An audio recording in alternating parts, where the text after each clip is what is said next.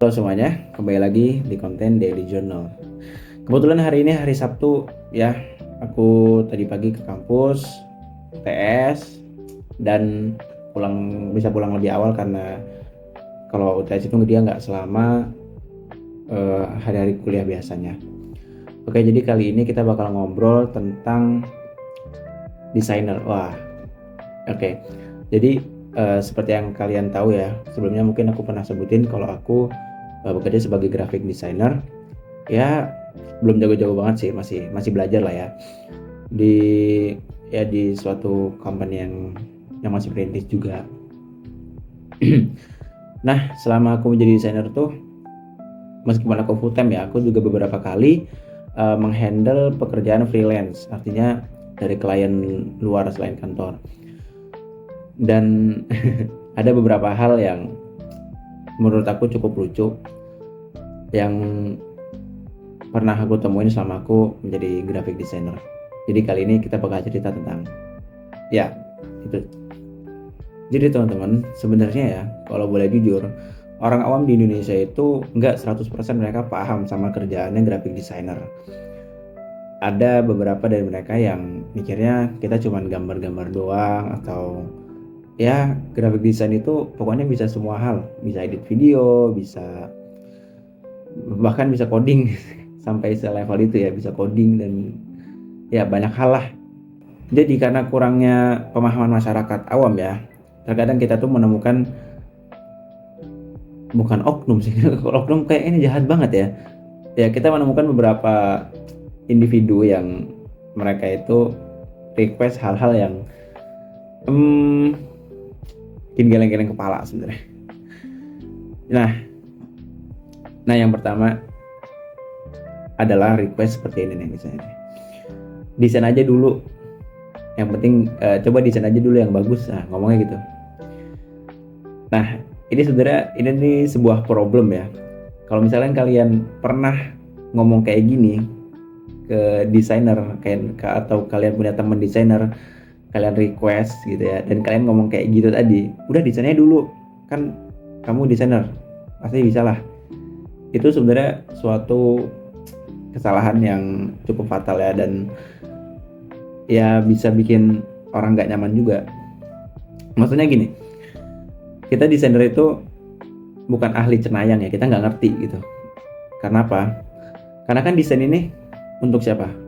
Untuk gua, untuk aku, atau untuk kalian, atau untuk klien? Untuk klien kan. Nah, kalau kliennya ngomong kayak gitu gimana dong?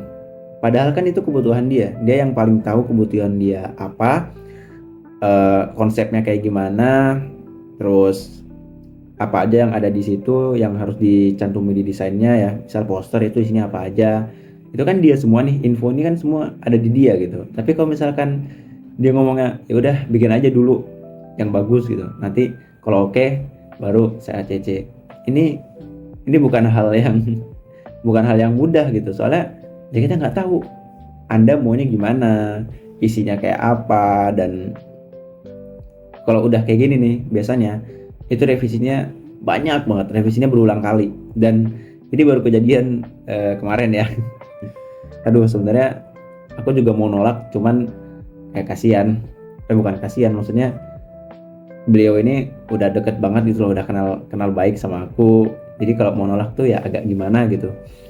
Cuman sebenarnya kalau ada modelan kayak gini tuh aku bakal nolak sih, dan nggak bakal terima. Dan bener aja, revisinya berulang kali coy.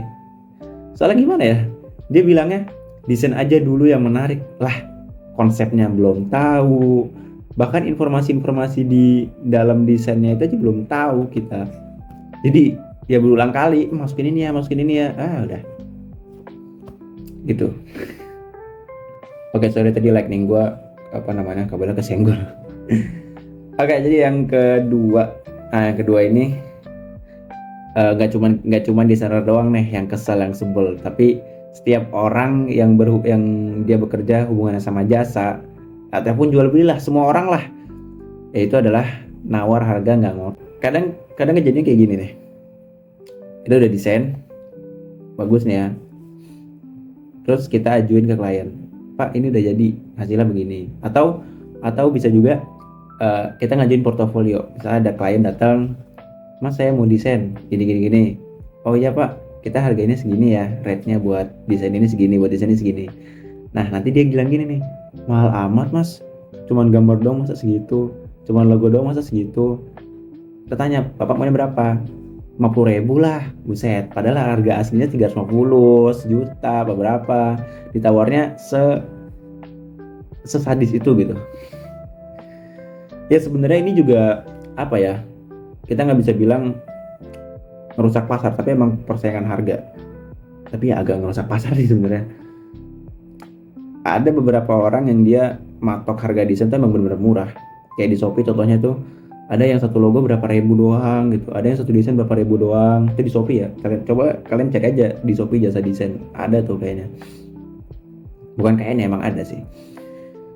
Dan ya kita desainer-desainer yang udah punya harga yang agak tinggi ya, terkadang dibanding-bandingin sama yang mereka yang ngasih harga tuh murah gitu. Sebenarnya nggak ada yang salah sih, lu mau ngasih harga gimana juga pasarnya pasti ada sendiri kan. Cuman ya tolong kalau ngasih harga murah tuh ya murahnya jangan idiot lah. Ya murah boleh, cuman ya tahu harga pasaran juga, murahnya tuh jangan di bawah pasar gila, bener-bener di bawah banget gitu. Ataupun kalau misalnya kalian emang mau kayak gitu, bisa kalian umpetin aja price listnya, nggak usah di share, nggak usah dibagiin. Contoh taruh di highlight atau ditaruh di feed gitu ya. Jadi biar kalian nggak kena hujat nih, atau kalian nggak dibusuhin sama ya desainer lain, itu tulis aja price list DM. Jadi ya yang tahu cuman kalian sama calon klien. Jadi ya nggak ribut gitu. Karena sering kejadiannya beberapa kali kita ngasih rate harga, nggak taunya klien ini udah duluan lihat rate harga di tempat lain yang udah tercantum di situ, atau udah nanya kan. Sama aja sih, cuman ya seenggaknya jangan ditaruh terang-terangan lah, lebih enak gitu rasanya.